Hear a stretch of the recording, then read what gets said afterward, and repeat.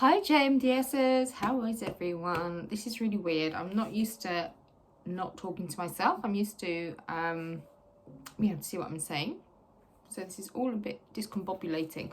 How is everybody? I hope you're all well. Oh gosh, it's getting a bit Groundhog Day, isn't it? But you know, it's absolutely essential that we follow instructions and do as we're told. So I just thought I'd drop in really quickly. I'm just doing something super quick today. Partly because it takes forever to upload on YouTube. And I don't want the girls' dinner to burn. So today I thought we'd talk about using the imagination. I get lots of people asking class if I give them a scenario. We talked about this a bit with improvisation. If I give them a scenario and they're going, but how do I remember? How do I do this? How do I do that? And it's all about thinking yourself into a situation. And it actually reminds me of The Diary of Anne Frank in the play. Some of you may have done this in some of the scripts that I've given you for drama exams and stuff. There's a bit where she's talking to her friend Peter and she says she uses her imagination a lot because of obviously where she is, and it's probably quite, it's quite a current thing right now. I bet a lot of us have kind of wish we were somewhere else right now. So she says something like, when I really am dreaming about something, I think myself out of this situation. I think myself there. She thinks herself out of where she is, basically. And that's what it's like when you are acting. I mean, what is acting after all? It's kind of like you're pretending.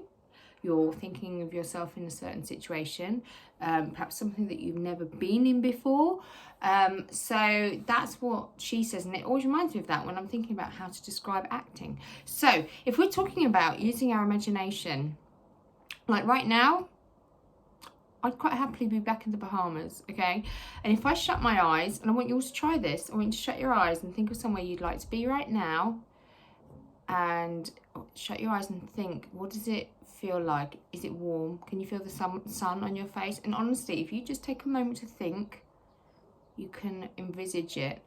Oh, I can smell the tropical smells, I can feel the slight breeze, I can taste that cocktail. I can hear the sea, just that whole vibe, okay? And that's what you're doing. That's what you need to do. Take a moment, shut your eyes, and I want you to think about a favourite place, okay? And this is quite good. It's kind of almost like meditation. Think of a favourite place you've been to, or would like to go, but probably where you've been to, because then you can really step back. And I want you to shut your eyes, and I want you to think about, first of all, how it makes you feel. Okay, relaxed, hopefully, maybe excited. I want you to think about, what can you hear when you're there? What can you hear? What can you smell? Are there any particular smells? Like I remember doing this when I was at university, and I remember thinking of this really lovely place, and it was, sorry, I'm looking over there now. I have to remember to look here at you all. And it was, gosh, it used to be, I remember, it was somewhere I remembered vividly, my nan's house, when I was tiny, actually. And I can remember they had, I think we lived with my grandparents, and they had a big orange lamp, very 70s, big orange lamp. And I can remember, I must have only probably been about 3, maybe 4. And I can very clearly remember, not the whole thing, but I can remember snippets.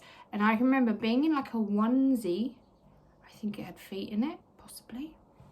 And I would sit curled up on the sofa, and I would look at this big orange lamp. And within the orange lamp, there was like always a reflection of, it must be from the light bulb or something, because it would be like a glow in the middle, and it would sometimes get smaller. But I think the getting smaller was me falling asleep. And I remember, and it always just, I can't hear sounds when I think of that. I just remember zoning out, looking at it. And so now I just remember feeling super calm, zoning out, and then obviously I would fall asleep. But that was just one of those little comfort places, and you just think, oh gosh, that's a memory. There's so many memories, but just pick one, and I want you to think of sounds, smells. What does it smell like? What can you see? When you shut your eyes, what can you see? Dylan always says about his dreams are kept in his brain, and he says, and I can see my dreams in my brain. What can you see in your imagination? Well, in your mind at the moment. So when you're acting and you're told to think of something or a place that makes you happy, you could go in the scene. It could be, okay, so-and-so is at school. She loves school. It makes her happy. And you might think, nah, doesn't. This is where acting comes in, because then you think, okay, well, it does make me happy. And then what I can do is use the mood that creates, use my imagination, and then put myself into the spot where I'm meant to be. This is how I look when I'm happy, okay? It's called acting for a reason. And it's a similar thing, actually, when people quite often ask, when some of the old ones say, how do you make yourself cry on stage? And now, I'm probably going to get slapped by all these actors out there, but you know, all this like, oh, feel the moment, go with the moment, blah, blah. Yeah, okay. Yes, you can. If you're really that much into your character and you're really in the moment, yeah, great. It should make you feel, if you've got to be emotional. I remember doing South Pacific, and it wasn't long after my mother-in-law died. And every night on stage, I had to very quickly be on the verge of tears, and then very quickly come off and come back on all happy and singy and stuff. And I remember having to think, what can I think of that's going to make me cry? Because the situation I was in is, if you know, I mean, musicals, love a musical, but they don't have an awful lot, some of them don't have an awful lot of depth of story, perhaps, you know, not really had chance to build characters as such. So I used to think, right, so I need to be really sad. I feel that the man I'm in love with, he might be dead, blah blah blah. I'm going to sing Some Enchanted Evening, and then I got to go at the end and be really sad. How do I do that? And all I do is you think of something sad. There's no, I couldn't at the time. The scene didn't allow enough time or investment in characters to build up to, oh my God, I'd feel devastated if something happened to someone. So you tap into something that makes you feel like that. So you're using your imagination again. So I can't remember what I tapped into. I vaguely remember, but it's what would make me cry. And I think of that, and straight away the tears come. Okay, so, I mean, in films, you're seeing people crying and you're seeing them as complete snot fest, and you can't tell me it's because they're in the moment. They've probably done about 20 takes of it, unless they've grabbed a completely brilliant take. Yeah, probably about 20 takes, and you do have to rely on your imagination, or a dipstick. Enjoy it. You do have to rely on your imagination to create these believable characters sometimes, or characterizations, or something that happens in a scene. You have to use your imagination. You have to go back to where you felt the way you're meant to be feeling at that moment. So that's why it's really important we really start to tap into our imagination, our memories, is because they are such useful tools when it comes to performing. Okay, so that was really it for today. I just want you to think about when you're on stage and you think, oh, well, I don't know, what would I do in this situation? Apparently my character does this or that, but I can't just do that. I don't know how to do that. How can I maintain that? Think about, if you've got to be happy, think about something that makes you happy. If that moment in that script and you can't bring it to the table, then you have to improvise a little bit and think about, oh gosh, imagine, you know, when we're in class and I'm saying, right, I want you to say this in a different way. Say this as if you're, say a sentence as if you're happy. And you go, well, how do I do that? And it's like, and I always say, what would make you happy right now? If I could say to you, you can have anything you like, something in particular, what would make you happy? And you say, oh God, I could have the new, I don't know, Xbox or something. Right, so now I want you to read that script to me as if I've just said to you, you're getting the new Xbox in like 10 minutes, okay? And that's what you have to do. You can't always, it's not always going to be on the page. It's going to make you feel the way that the playwright wants you to. Sometimes we've got to reach in the back of our brains and think about using another tool, that another experience that will make us give out the emotions that we're asked to do. So if I said to you, okay, I want you to read the first paragraph of this book, and I want you to convey anger. I want you to be angry. And you're like, well, I'm not angry. Okay, so read it, and yeah, the person's angry in it, but I don't know how to feel angry. I don't know how to be that angry because, I don't know, I'm not that person. Until you get into a much deeper level of acting, you have to go with instant gratification, so to speak. You've got to go with whatever you can bring to the table at that moment. As you develop as an actor, you will find that when you're doing a piece, hopefully you can tap into enough of, you've had time to build a character, and you will be able to tap into the emotions of that character. But otherwise, so I'll give you a book, you've got to read a paragraph, and I say, be angry. And so you're like, okay, what makes me angry? That's what I would say to you. What makes you angry? Oh God, I hate it when my brother comes into my room and uses my stuff. Okay, so I want you to read that as if your brother has just come in. You're really annoyed.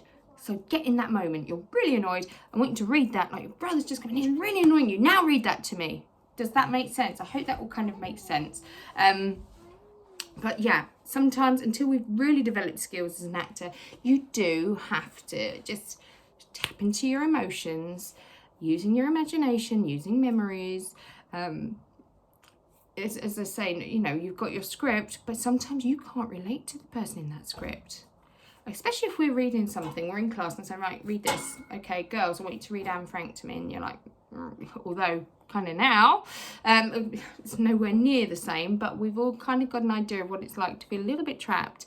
Although obviously on a completely different scale. But, you know, if I give you a piece and you've got to be excited, and you're like, I don't feel very excited. Oh, okay. And yeah, I can read this.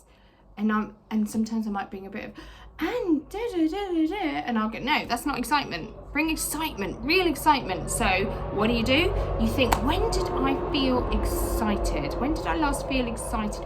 What would really excite me right now? It might be all the theatres have opened. We're going to see, I don't know, Waitress tonight or something, and I know some of the senior girls, if any of them happen to watch this, will be going, oh my God, that'd be amazing. Right, so now read that bit with that feeling. Okay, so it's tapping into your emotions, tapping into your imagination, your memories. Everything is within you.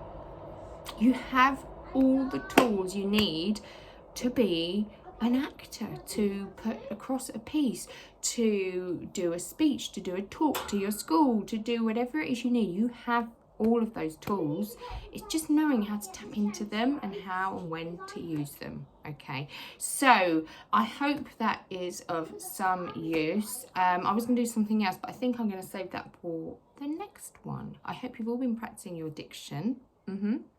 And yeah, I'm going to, the next one, I think we'll probably gear it more towards the younger audience. This one's been kind of a bit of both. So the little ones out there, I want you to, when you're reading something from school and you're reading your school books, you're reading your storybooks, and don't read it all like this. I want you to think about, if it's a happy story, I want you to think about how you can make it, the words sound really happy when you're reading them, how each character could sound different. I don't mean you necessarily have to put on a different voice, but if you've got, I don't know, the mouse in the Gruffalo. Oh, he's so excited and he's going to all these different places. So perhaps think of excitement. And if you can't get your voice excited, think of what makes you excited and pretend that's happening.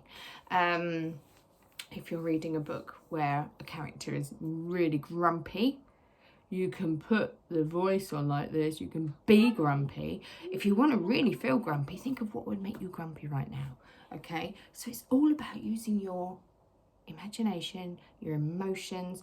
Older girls, if you're reading something, sometimes in class it can be super awkward when we're reading things that are a little bit cutting edge or a bit sad or a bit, you know, oh God, how do I do this? Oh, Shakespeare's a whole other story. We'll do that another time. But just tap into what you've got already and bring it to the character. I remember Ellie Chapman, Molly Tower, both done serious pieces in drama for British Arts recently. Did them brilliantly, absolutely brilliantly. And I remember Molly won't mind me saying this. I remember having to say to Molly, right, okay, you've come into the class, you're in a really good mood, you come to rehearsal, yeah, I'm like this, or I'm a bit tired today. Okay, we're talking, you've got to put yourself in the situation. Hers was if her mother had died, and I said, I do not want you to imagine your mum has died. Okay, that's a whole other level of acting. Please don't imagine that, but imagine something that would make you super sad. Okay, and so she would come and she would stop, and the minute she tapped into that emotion of feeling, actually, God, I hated it when this happened. It's like a memory. Something happened, or when I don't know, I can't remember which tapped into. It changed the whole performance. Okay, so and that's what you have to do. Ellie Chapman, she did hers was on bullying, and she'd be like, Ellie, quite happy, go lucky, just jovial character. And I said, right, okay, you're not going to be like that in this at all. This is completely the opposite end of the spectrum. And she brought it because she said, you've got to think of anger. What makes you angry? What would make you angry? And fortunately, the situation in the piece that she was reading would make her angry, so she could kind of tap into that. But again, you have to go to your resources that you already have and use those emotions. And it doesn't kind of always matter where they come from. The point is that you're able to bring them to the character. Okay, so that is a super quick outline of just kind of how it can be useful to tap into what you've already got to build your character, to read a piece with a certain emotion. Or you do not, I think what scares people is they think, oh God, I've got to pretend I'm this person, and I don't know how he would feel in this because I've never been in this situation before. And that's fine. If you're, when I was doing South Pacific, I had to imagine that this much older man, I've fallen in love with within about 5 minutes, within about 2 scenes. I've fallen in love with him, having only just met him, and now he's disappeared and might be dead. And I'm meant to be conveying all these millions of emotions. I mean, it's all very, and it's like, well, I've not been in that situation before. So how would I feel if, or what could, at the moment, I need to turn on those tears super fast. So I would just think, oh God, what makes me cry? Pretty much everything. And just think of a sad emotion and you just tap into it. Right, I'm going to go. Thank you for watching. Stay safe. I really hope, because I can't see myself, I hope I haven't lost like half my head in this, but hey, keep safe and I will speak to you all soon.